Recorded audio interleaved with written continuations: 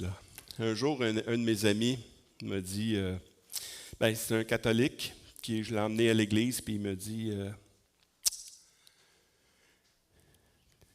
ne parlez pas de Jésus dans votre église? On ne parle pas d'ici, d'une autre église. Il dit, moi j'ai quitté l'église catholique parce qu'il ne parlait plus de Jésus. Jésus, c'est notre raison d'être ici. Et puis justement, on est dans une étude sur Jésus, sur son nom, ses noms. On a commencé avec le nom de Jésus, déjà d'où ça vient, puis tout ça, c'est Dieu qui sauve. On a dit beaucoup de choses là-dessus. Puis on a continué avec le Messie, le Christ. Qui il est, le Christ? Puis on a fait la première partie. Aujourd'hui, on va voir la deuxième partie. Et puis on va voir qui il est vraiment, parce que pour les musulmans, pour les juifs, Jésus, le Messie, c'est quelqu'un de différent. C'est pas Dieu, en tout cas, pour eux. Puis on va voir aujourd'hui plus ce côté-là, que voir que le Christ est vraiment défini comme Dieu. Je voyais des vidéos dernièrement que des musulmans essayaient de dire « Jésus n'a jamais dit qu'il était Dieu ». Prouve-moi une place dans la Bible où Jésus dit « Je suis Dieu ». Il n'y en a pas. C'est vrai qu'il n'y en a pas. Parce que Jésus lui-même, il dit « Si je rends témoignage de moi, mon témoignage n'est pas vrai. Si quelqu'un rend un témoignage de lui, c'est pas vrai. Mais si les autres rendent témoignage de moi, ça, c'est vrai. » Tu sais, c'est la même chose parmi nous. Si quelqu'un, moi je suis pasteur, ouais, qui te suit? T'es berger, qui te suit? Les autres définissent qui tu es. C'est pas toi-même. Quand même, tu veux te dire quelque chose, ça se peut que tu sois rien. Mais le Messie, le Christ, c'est celui qui a porté le mieux son nom. Son nom veut dire Dieu sauve. Et le Christ, c'est celui que Dieu envoie sur la terre pour accomplir sa volonté, toute sa volonté. Pour les Juifs, ils attendaient un descendant de David qui était pour régner, un homme, régner, rétablir la royauté davidique sur Jérusalem.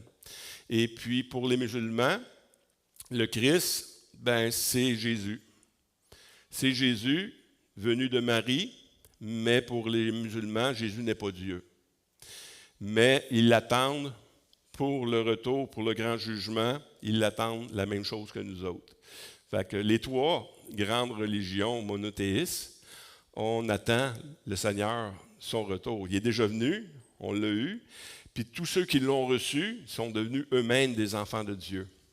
Mais ça, on va voir ça dans une autre chose. Mais on va finir aujourd'hui le Messie, la deuxième partie.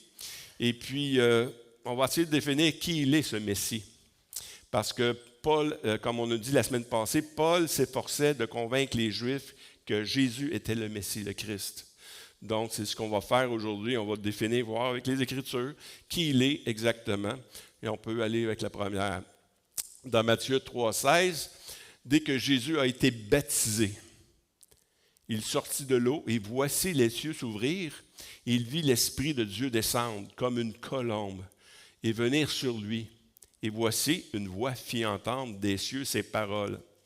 Celui-ci est mon Fils bien-aimé, en qui j'ai mis toute mon affection. Pour nous, on est habitué de lire ça. Mais pour un juif ou un musulman, de dire que Jésus, c'est le Fils de Dieu, c'est un scandale.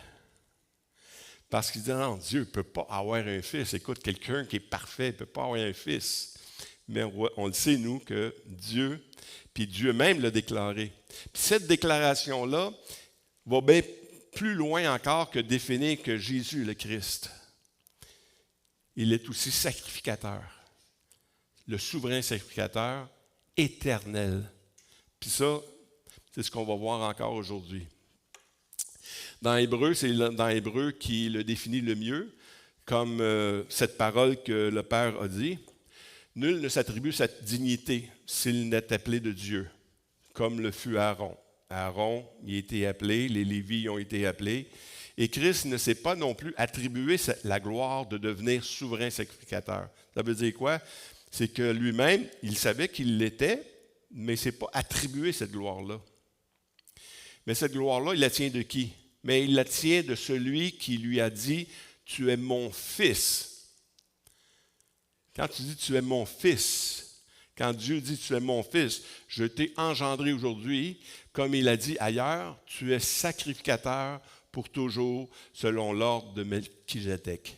C'est deux références bibliques, hein, quand il dit « Aujourd'hui, je te dis, tu es mon fils, je t'ai engendré aujourd'hui », c'est des paroles de l'Ancienne Alliance.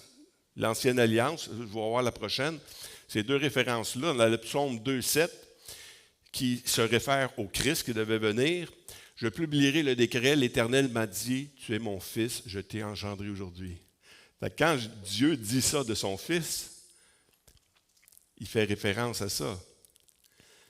C'est pour les Juifs. Jésus est venu pour les Juifs. Parce que les Juifs avaient la parole de Dieu qui avait annoncé d'avance que le Christ était pour venir. Puis c'est des paroles comme ça qui définit qui il est, le Christ. Puis Jésus, il est celui-là. Dans le psaume 110,4, l'Éternel l'a juré, il ne s'en repentira point. Tu es sacrificateur pour toujours à la manière de Melchizedek. Ça veut dire qu'il était roi et il était souverain sacrificateur. Il y avait les deux titres. Jésus est roi et sacrificateur. Mais c'est drôle que dans l'Ancienne Alliance, le sacrificateur offrait des sacrifices pour lui-même et pour le peuple. Mais Jésus est le sacrificateur et il va se sacrifier lui-même, une fois pour toutes. Non seulement il est le sacrificateur, mais il est aussi le sacrifice. Le lendemain, il vit Jésus venir à lui, c'est Jean-Baptiste qui parle, il dit « Voici l'agneau de Dieu qui ôte le péché du monde. C'est lui dont j'ai dit, il a dit quelque chose, c'est gros ce qu'il est en train de dire. Après moi, vient un homme qui était avant moi, qui m'a précédé, car il était avant moi. Il était avant moi, il était là avant. Mais combien de temps avant? De toute éternité. Mais de dire que le Christ, qui est le souverain sacrificateur, le Christ est aussi l'agneau. Il est les deux, il fait les deux fonctions. Donc c'est intéressant. L'agneau de Dieu, celui qui doit mourir pour verser son sang, pour nous laver de tous nos péchés. Hier, cette semaine, on était avec Alexandre, qui n'est pas ici, avec René aussi, était là, il y en a plusieurs de l'Église qui étaient là. Et puis, on annonce le salut avec les couleurs. Hein? Le ciel est parfait, le jaune. Le ciel est parfait et or, sans péché. Puis le cœur de l'homme, il est noir, il est couleur foncée. Ça veut dire qu'on n'est pas assez propre pour aller au ciel. Si le ciel est sans péché, puis moi je m'en vais là, sans Jésus-Christ, je suis en train de souiller le ciel. Donc le ciel n'est plus pur. Fait que notre problème, c'est qu'on ne peut pas aller au ciel à cause de ça. Et puis la troisième chose, c'est la couleur rouge qui nous définit l'amour de Dieu. Dieu a tant aimé le monde qu'il a donné son Fils, afin que quiconque croit en lui ne périsse pas, mais qu'il ait la vie éternelle. Donc, la couleur rouge, Jésus a versé son sang comme un agneau, comme l'agneau de Dieu a versé son sang pour la purification des péchés. Jésus a fait ça une fois pour toutes. Et puis, ensuite, tu as le blanc. Si tu reçois ce cadeau-là, tu deviens blanc, ton cœur devient blanc, propre, tu peux avoir accès au ciel. Parce qu'on n'est pas sauvé par nos œuvres, on n'est pas sauvé par nous-mêmes, mais on est sauvé parce que Jésus a payé le prix pour nous sauver. Et puis c'est là qu'on peut aller au ciel, montrer ça. Puis ça, c'est un don gratuit, la couleur verte. Donc, on voit que l'Évangile est prêché avec des couleurs, mais la couleur verte définit plusieurs choses. Mais premièrement, c'est gratuit, hein, c'est un don gratuit, ce n'est pas quelque chose qu'on peut mériter, mais c'est quelque chose qu'on doit cultiver, comme le verre, comme la verdure, comme ces choses-là. On doit le cultiver, on doit s'alimenter de ces choses-là. On doit manger même la parole de Dieu pour pouvoir grandir. Donc, Jésus est l'agneau. Dans Jean 15, 5, 17 et 18. Mais Jésus leur répondit, mon Père, j'ai dit tantôt que Jésus, il n'a pas affirmé clairement qu'il était Dieu, mais il l'a affirmé de plusieurs manières, pareil. Jésus leur répondit, mon Père agit jusqu'à présent, moi aussi j'agis. À cause de cela, les Juifs le cherchaient encore plus à le faire mourir. Non seulement parce qu'il violait le sabbat, parce qu'il faisait des miracles pendant le sabbat, mais parce qu'il appelait Dieu son propre Père, se faisant lui-même égal à Dieu. Si tu es égal à Dieu, tu te fais Dieu. Donc, c'est pour ça qu'ils l'ont crucifié. Hein? Continue. Jésus dit dans Jean 8, 58, Jésus leur dit, en vérité, je vous le dis, avant qu'Abraham fût, je suis. Jean-Baptiste, il est avant moi. OK, oui, mais quand? Jésus dit, avant qu'Abraham fût, je suis. Hey, il dit, écoute, tu n'as même pas 50 ans, puis tu dis que tu étais avant Abraham. Non, j'étais là avant. Continue. Ah, on l'a vu, je pense que... Juste une minute. Avant qu'Abraham fût, je suis. Ça, c'est une autre chose. Pas juste seulement, c'est pas juste un verbe. OK? À quoi fait référence le je suis? Nous, c'est-tu trompé? Avant qu'Abraham fût, j'étais, comme les témoins de Jéhovah écrits dans la Bible. J'ai étudié le grec, puis c'est la première chose que je suis allé voir quand j'ai appris le grec. J'ai pris toutes les Bibles, les témoins de Jéhovah, il dit, avant qu'Abraham fût, j'étais. Non. Puis les termes en grec est vraiment simple, c'est ego émi. Juste émi, c'est je suis. Mais là, ego émi, je suis. C'est pas. Puis dans le Bible en anglais, ils ne l'ont pas changé. Donc, ils se trompent un peu. Mais parce que ce nom-là est important. Quand Jésus dit « Avant qu'Abraham fût, je suis », il se réfère à quoi? À l'autre passage tout de suite après, dans Exode 3, 13. Moïse dit à Dieu « J'irai donc vers les enfants d'Israël et je leur dirai « Le Dieu de vos pères m'envoie vers vous. Mais s'ils me demandent quel est son nom, que leur répondrai-je? Dieu dit à Moïse « Je suis celui qui suis. » Il ajouta « C'est ainsi que tu répondras aux enfants d'Israël, celui qui s'appelle « Je suis » m'a envoyé vers vous. » Wow! Il se déclare lui-même Dieu par ces choses-là. Fait que c'est important de saisir ces choses. Le Messie Jésus est Dieu clairement. Dans Jean 17,5, on le voit, et maintenant, toi, Père, glorifie-moi auprès de toi-même de la gloire que j'avais auprès de toi avant que le monde fût. Hey, avant que le monde fût. Jésus n'a pas été créé. Il était là. Tout a été créé par lui et pour lui. On l'a vu, on le voit régulièrement. Ben, juste de dire que Jésus dit, avant que le monde fût. Hein? Avant que le monde fût. Il se déclare encore une fois qu'il est Dieu. Il n'y a pas personne qui peut dire, avant que le monde fût, je suis. Là. Tu sais, ça ne se peut pas. On continue. Dans Hébreux 1, 8 à 12, mais il dit au Fils, dans Hébreux, il prend un passage de l'Ancienne Alliance encore, mais il dit au Fils, ton trône, ô Dieu, est éternel. Déjà éternel, il n'y a pas un homme qui est éternel. Ça appartient qu'à Dieu. Et il l'a ouvert pour nous, par exemple. Mais le premier-né de toute la création, c'est Jésus. Le sceptre de ton règne est un sceptre d'équité. Tu as aimé la justice et tu as haï l'iniquité. C'est pourquoi, ô Dieu, ton Dieu t'a oint d'une huile de joie au-dessus de tes égaux. Il parle de Jésus homme. Et encore, toi, Seigneur, tu as au commencement fondé la terre. Il parle de Jésus. Il dit au Fils, toi, au commencement, tu as fondé la terre. Puis on le voit aussi dans Jean, je crois. Et les cieux sont l'ouvrage de tes mains. Ils périront, mais tu subsistes. Ils vieilliront comme un vêtement. Tu les rouleras comme un manteau. Ils seront changés. Mais toi, tu restes le même et tes années ne finiront point.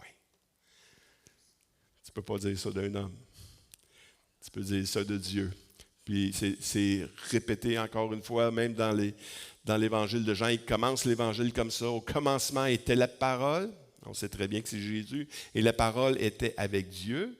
Et la parole était Dieu. Elle était au commencement avec Dieu et toutes choses ont été faites par elle. Et rien de ce qui a été fait n'a été fait sans elle. Le Créateur. Jésus est le Créateur. Et dans Hébreux 13, 8, Jésus dit, il est le même hier, aujourd'hui, éternellement. Il est toujours pareil, immuable. Il a toujours été, il a toujours existé. Il n'y aura pas de fin. C'est Dieu. Continue. Jésus a appris qu'il l'avait chassé, parce que là, on va changer juste, on va faire la deuxième partie de ce message-là, parce que Jésus est le Christ, le Fils de l'homme. Jésus a appris qu'il l'avait chassé, et l'ayant rencontré, il lui dit, « Crois-tu au Fils de Dieu? » Il répondit, « Qui est-il, Seigneur, afin que je croie en lui? » Et tu l'as vu, lui qui lui dit Jésus, c'est celui qui te parle. Encore une fois, ça déclare Dieu. C'est lui. Il dit, « Je crois, Seigneur. » Il se prosterna devant lui, puis Jésus dit, « Je suis venu dans ce monde pour un jugement. Je suis venu dans ce monde pour un jugement, pour que ceux qui ne voient point voient et que ceux qui voient deviennent aveugles. » Vous savez, la semaine passée, on a vu un passage quand Pierre il a dit, « Qui dites-vous que je suis, vous, mes disciples? » Pierre il a dit, « Tu es le Messie, le Christ. » Il dit, « Tu as bien fait, parce que ce n'est pas la chair et le sang qui t'a révélé ces choses-là, mais c'est mon Père qui est dans les cieux. » Puis tout de suite après, il dit, « Dites-les pas à personne. » Mais Jésus, il est en train de dire à quelqu'un ici qui est le Christ, parce qu'il est venu pour un jugement, pour que ceux qui ne voient point voient, et que ceux qui voient deviennent aveugles. Ceux qui avaient été donnés de reconnaître le Christ. Tous ceux, il a dit, il est venu chez les siens l'ont rejeté. Ils ne l'ont pas reçu. Il ne l'a pas reçu, bien, je vais ouvrir la porte à toute la nation. C'est pour ça qu'aujourd'hui, nous, en tant que gentils, je veux dire païens, des gens qui ne faisaient pas partie du peuple d'Israël, la porte s'est ouverte à cause que les Juifs ont rejeté le Messie, le Christ. Puis le salut s'est répandu à la grandeur de la planète. C'était prophétisé d'avance, puis c'est arrivé, parce qu'ils disaient, nous, on voit, mais ils ne voyaient pas. Puis ceux qui étaient brisés, ils se démontraient à eux. Parce que Jésus appelle pas par mérite. Ce n'est pas parce que tu te dis chrétien qu'il va se manifester à toi. C'est par grâce. Tout est par grâce. Puis Jésus nous a témoigné son amour par grâce. Continue justement. On va continuer avec le jugement. Car Dieu a tant aimé le monde qu'il a donné son Fils unique afin que quiconque croit en lui ne périsse point, mais qu'il ait la vie éternelle. On connaît tous Jean 3,16. Mais la suite dit, Dieu en effet n'a point envoyé son Fils dans le monde pour qu'il juge le monde. Tantôt, il a dit qu'il était pour juger. Il va juger le monde, mais pas comme on pense, mais pour que le monde soit sauvé par lui. C'est premièrement ça que Jésus est venu faire. Il a donné sa vie pour que le monde soit sauvé par lui. Celui qui croit en lui n'est point jugé. Mais, celui qui ne croit pas est déjà jugé. Parce qu'il n'a pas cru au nom du Fils unique de Dieu. Parce qu'il n'a pas cru que Jésus est le Christ. C'est son jugement. Toutes les preuves sont là. Les Écritures l'ont démontré. Les miracles qu'il a fait l'ont démontré qu'il était le Christ. Mais si, après toutes ces choses-là, tu rejettes encore le Christ, tu te juges toi-même. Non. C'est ça. Ce n'est pas le Seigneur Jésus qui vient te juger. La parole te juge. C'est la parole qui te juge si tu ne crois pas au nom du Fils unique de Dieu. C'est ça le jugement. On va voir encore plus le jugement. Le Père ne juge personne, mais il a remis tout jugement au Fils afin que tous honorent le Fils comme il honore le Père. Celui qui n'honore pas le Fils n'honore pas le Père qui l'a envoyé. en vérité, je vous le dis, celui qui m'écoute, qui écoute ma parole, et qui croit en celui qui m'a envoyé, a la vie éternelle. Il ne vient point en jugement, mais il est passé de la mort à la vie. C'est ça, la bonne nouvelle. Ça, c'est une bonne nouvelle.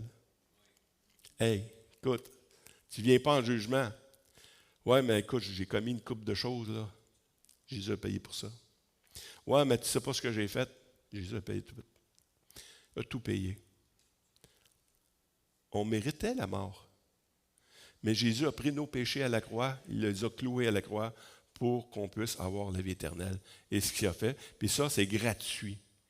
Il ne vient point un jugement, mais il est passé de la mort à la vie. Il y a un autre passage, je ne sais pas si je l'ai mis. Car il nous faut tous comparaître devant le tribunal de Christ afin que chacun reçoive selon le bien ou le mal qu'il aurait fait, étant dans son corps. Ah oui, mais là, écoute, tu as deux passages. Il y en a un qui dit on ne vient pas en jugement, là tu me dis qu'on s'en vient en jugement. Oui, on va passer devant le tribunal de Christ. Mais regardez bien qu'est-ce qui va arriver devant le tribunal de Christ pour les chrétiens, pour ceux qui ont reçu, ceux qui ont cru au Fils de Dieu. Ici, il parle du Fils de l'homme, qui est la même chose. Lorsque le Fils de l'homme viendra dans sa gloire, avec tous les anges, il s'assiera sur le trône de sa gloire. Toutes les nations seront rassemblées devant lui. Tout le monde. C'est pour ça qu'il dit que nous passerons tous devant le tribunal. Toutes les nations seront rassemblées devant lui. Il séparera les uns d'avec les autres, comme un berger sépare les brebis d'avec les boucs. Il mettra ses brebis à sa droite, et les boucs à sa gauche. À sa droite et à sa gauche. Déjà, il ne s'est rien passé, là. Il n'y a pas eu de jugement. Jésus connaît ceux qui vont à droite, ceux qui vont à gauche. Il connaît ses brebis. Et les brebis le connaissent. Et tout de suite après, ce qu'il dit, alors il dira à ceux qui sont à sa droite, venez, vous qui êtes bénis de mon Père, prenez possession du royaume qui vous a été préparé dès la fondation du monde. Hey, c'est tout un jugement, là. Hey, écoute, on peut se défendre, on peut se justifier que je mérite d'aller au ciel. Non, non, non. Tu ne mérites pas d'aller au ciel. Jésus a payé pour toi. Uniquement, lui a payé pour que tu sois là et c'est suffisant pour aller au ciel. Car j'ai eu faim, et vous m'avez donné à manger. J'ai eu soif, et vous m'avez donné à boire. J'étais étranger, et vous m'avez recueilli. J'étais nu, et vous m'avez vêtu. J'étais malade, et vous m'avez visité. J'étais en prison, et vous êtes venus vers moi. Wow! Vous êtes venus. Mais pourquoi qu'il dit, ouais, mais là, on est sauvé par les œuvres. Juste une minute, reviens avant. On est sauvé par les œuvres ou on est sauvé par la grâce? Non. Vous êtes sauvés par la grâce. Mais si vous êtes vraiment chrétien, c'est ça qu'on va faire. On ne fera pas ça pour être sauvé. C'est par la grâce que vous êtes sauvés par le moyen de la foi, et cela ne vient pas de vous, c'est un don de Dieu. Ce n'est point par les œuvres afin que personne ne se glorifie. Donc, ce n'est pas par nos œuvres, c'est uniquement par la grâce qui nous a sauvés. Mais ici, quand tu es sauvé, et vous avez été sauvés non par les œuvres, mais pour des œuvres que Dieu a préparées d'avance, ça fait que nous les pratiquions. Donc, les œuvres ont une utilité. Il nous a aimés, il nous a pardonnés, on doit aimer, on doit pardonner. On a été guéris, on doit guérir. On a été, toutes ces choses-là, on était malade, on était en prison, on a fait des choses. Dieu nous a fait grâce, on doit faire la même chose. Les enfants de Dieu, c'est comme ça que ça marche. Un enfant de Dieu, ça marche comme un enfant de Dieu. C'est lui en nous. C'est lui en nous. Ce qui a commencé sur la terre, il veut le continuer à travers son Église. Fait que vous avez fait ça parce que j'étais en vous. On n'a pas fait ça pour être sauvé, mais on a fait ça parce qu'on est sauvé. La prochaine. Je vous le dis en vérité, toutes les fois que vous avez fait ça, fait ces choses à l'un de ces plus petits de mes frères, c'est à moi que vous l'avez fait. Est-ce qu'on est conscient de ça? Quand on aime qu'un frère, c'est Jésus que tu es en train d'aimer. Si tu craches sur un frère, sais-tu que c'est sur Jésus que tu es en train de cracher? On est rendu un.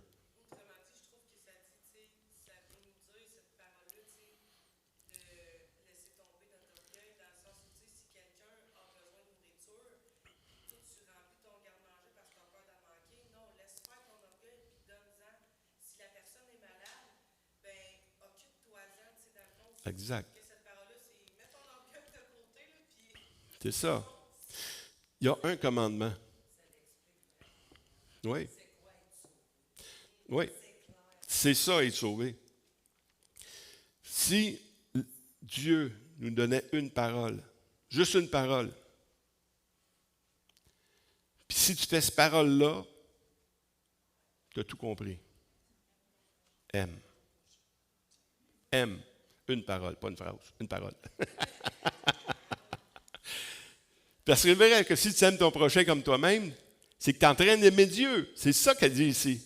Quand tu as fait ça pour un frère, c'est à moi que vous l'avez fait. La prochaine, il dit un peu la même chose. Il dit, tout ce que vous faites, faites-le de bon cœur comme pour le Seigneur. Et non pour des hommes, sachant que vous recevrez du Seigneur l'héritage. Pour récompense, servez Christ, le Seigneur. Le Seigneur. Faites-le de bon cœur. Oui, il dit faites-le pour Christ. Il ne dit pas de ne pas aimer les hommes pareil. Là. On aime les hommes. On sait très bien que les hommes ne sont pas toujours gentils. Ils ne sont pas toujours gentils. C'est facile d'aider quelqu'un qui est aimable. Vous êtes d'accord avec ça? Mais Dieu dit, si vous faites ça, vous n'êtes pas mieux qu'un païen. Aimez ceux qui ne sont pas aimables. Puis là, vous allez être des fils de Dieu.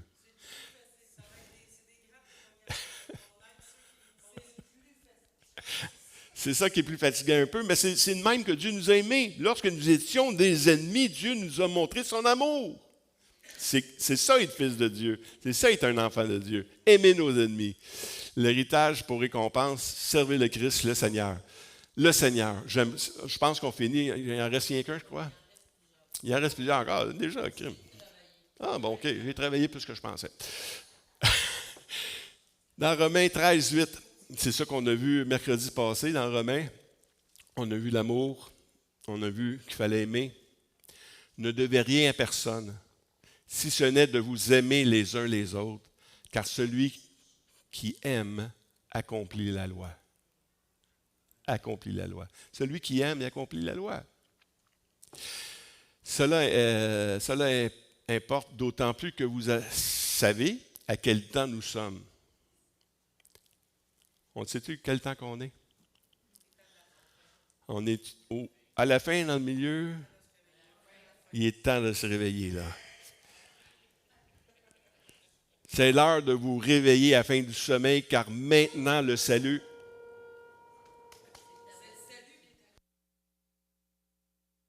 Le salut, c'est ça. C'est ça, à la dernière trompette. Car maintenant le salut est plus près de vous que lorsque vous avez cru. La nuit est avancée, le jour approche. Ça revient, il s'en vient le Seigneur, là. Il faut être prêt à ces choses-là.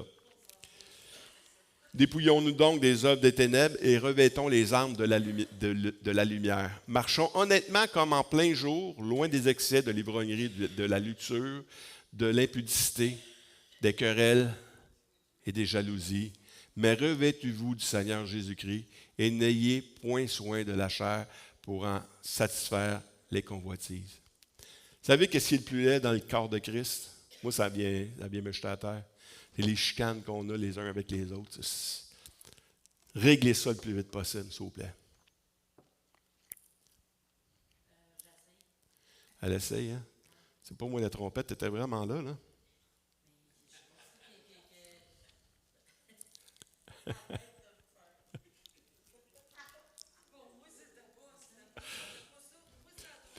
Pèse sur la diapo, peut-être, je sais pas. C'est...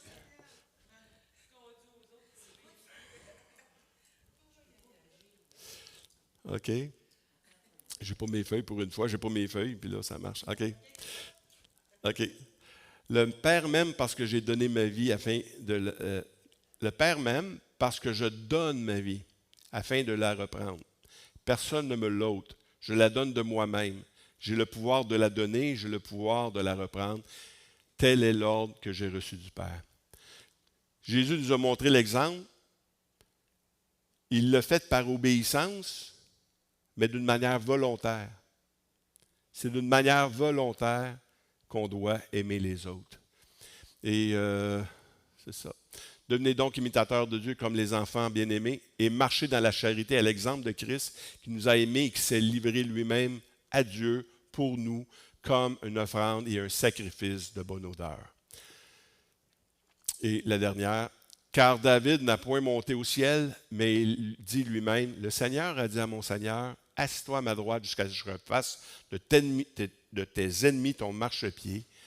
Que toute la maison d'Israël sache donc avec certitude que Dieu a fait Seigneur et Christ, ce Jésus que vous avez crucifié. Et on va continuer là-dessus dans la prochaine semaine. Le Seigneur. Jésus le Seigneur. Parce que c'est beau d'avoir reçu le Jésus le Sauveur, mais si on n'a pas compris que Jésus est notre Seigneur, on n'a rien compris. Donc, que le Seigneur vous bénisse. On va prier, puis on va pouvoir y aller.